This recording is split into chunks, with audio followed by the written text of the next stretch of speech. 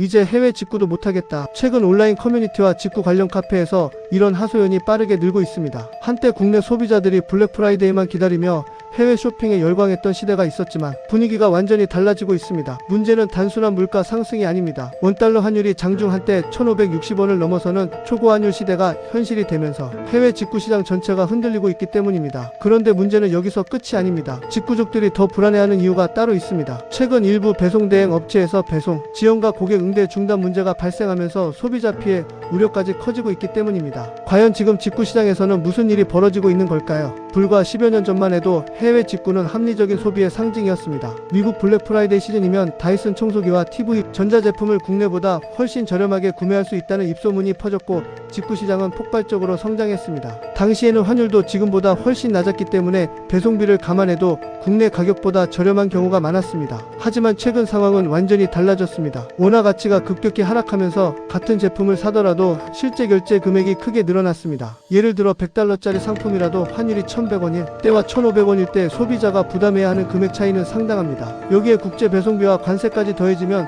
직구의 가장 큰 장점이었던 가격 경쟁력이 크게 약화됩니다. 실제 통계에서도 변화가 나타나고 있습니다. 해외 직접 구매액 증가세는 눈에 띄게 둔화됐고 일부 분기에서는 감소세까지 확인되고 있습니다. 많은 소비자들이 이제는 해외 쇼핑보다 국내 구매를 선택하거나 아예 소비를 줄이고 있다는 분석도 나옵니다. 그런데 흥미로운 점은 해외 직구가 줄어드는 상황에서도 특정 플랫폼은 오히려 성장하고 있다는 사실입니다. 바로 중국계 이커머스 업체들입니다. 알리익스프레스와 테무, 시인 등 초저가 플랫폼들은 환율 부담 속에서도 가격 경쟁력을 유지하며 시장 점유율을 확대하고 있습니다. 실제로 해외 직구 가운데 중국 비중은 이미 절반을 훌쩍 넘어섰습니다. 과거 미국과 유럽 중심이었던 직구 시장의 지형이 완전히 바뀌고 있는 셈입니다. 하지만 더 큰 문제는 배송 대행 업체들의 경영난입니다. 최근 일부 업체에서는 배송 지연과 고객 문의 응답 중단 사례가 잇따르면서 소비자 불안이 커지고 있습니다. 특히 오랜 기간 운영되며 직구족들에게 익숙했던 업체들까지 운영 차질 의혹이 제기되면서 충격을 주고 있습니다. 온라인 피해자 모임에는 수백 명이 모여 피해 사례를 공유하고 있고 일부는 경찰 신고까지 검토하고 있는 상황입니다. 소비자들은 고환율과 물류비 상승으로 업체들이 비용 부담을 견디지 못하고 있는 것 아니냐는 의혹을 제기하고 있습니다. 물론 정확한 원인은 확인되지 않았지만